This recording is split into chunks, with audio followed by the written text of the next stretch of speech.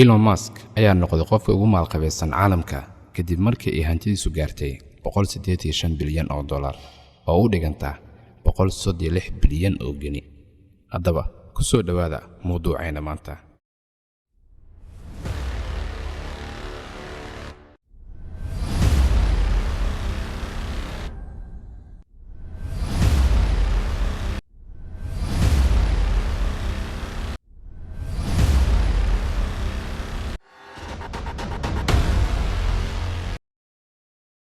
Ganacsadahan oo iska leh shirkadda gawaarida korontada ku shaqeysa soo saarta ee Tesla iyo shirkadda SpaceX oo farsamaysa dayax-gacmeedyada ayaa darajada taajirnimada ugu sareysa caalamka galay kadib markii ay shirkadiisa Tesla kordhisay qiimaha ay saamiyada iibinayso. Wuxuu booska ugu sareeyaa ee taajirnimada ka saaray milkiilaha suuqa online-ka ee Amazon, Jeff Bezos, kaasoo caalamka maalqabeennimada ku hogaaminayay ilaa sanadkii 2017.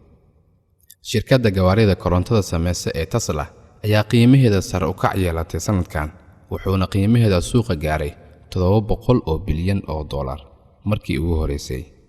Arrintaas waxay shirkadiisa ka dhigaysaa mid kaligeeda ka qaalisan marka la isku wada daro qiimaha shirkadaha baabuurta soo saara ee Toyota, Volkswagen, Hyundai, GM iyo Ford. Mr. Elon Musk ayaa warkan markii lagu dhawaaqay si cajiib ah ugu falceliyay kadib markii qof ku soo bandhigay aaladda Twitter-ka warkaas, wuxuuna yiri waa arrin la yaab leh. Hantida maalqabeenkan waxay sare u sii qaaday siyaasadda Mareykanka, halkaasoo xisbiga dimuqraadigu ay dhawaan kula wareegi doonaan maamulka aqalka sare ee Senatka. Daniel Ives oo ah nin wax falanqeeya ayaa qoray in Senatka ay awoodiisa la wareegayaan waxay dan ugu jirtaa shirkadaha soo saara gawaarida korontada ku shaqeeya. Haddana fikradaha shirkadaha noocaas ah waxay ku guuleysan doonaan sanadaha soo socda. Faa'iidooyinka ka soo xarooda cashuurta laga qaado gawaarida korontada ku shaqeeya ayaa sii badin doona dhaqaalaha Tesla oo haddaba saameyn weyn ku leh dhaqdhaqaaqa suuqyada, sida uu sheegay Mr. Ives. Ninka taajirnimada booska ugu sareeya ee adduunka ee laga saaray, Mr. Bezos, ayaa sidoo kale dhaqaale badan ka faa'iiday xayiraadihii fayraska corona, maadaama ay shirkadiisa Amazon ee internetka wax ku iibisa lacaga badan ka soo xareysay dadka ayagoo guryahooda jooga wax iibsanaya.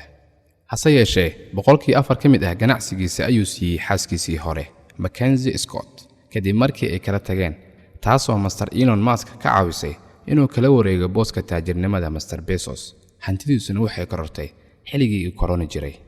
Intii lagu jiray sanadkii dhammaaday ee 2020, lacaga dhan $140 bilyan ayaa ku darsantay hantida Elon Musk, sida ay shaacisay warbaahinta Bloomberg. Dhaqaalaha uu maalqabeenkan haysto waxay ahayd $167 bilyan. Lacagtan waxay Elon Musk u keentay inuu dhowr darajo kor ugu kaco liiska bilyaneerada ugu hantida badan caalamka. Bishii November wuxuu ka sare maray Bill Gates, isagoo sidaa ku noqday qofka labaad ee ugu taajirsan adduunka. Sida uu xusay wargeyska qiimeeya dhaqaalaha ee dadka sameeyaan ee Forbes, wuxuu Elon Musk noqday qofkii hantida ugu badan sameeyay hal sano gudaheed intii uu wargeyskaasi wada qiimeynta. Haddaba sidee kula tahay in Elon Musk noqdo qofka ugu taajirsan adduunka?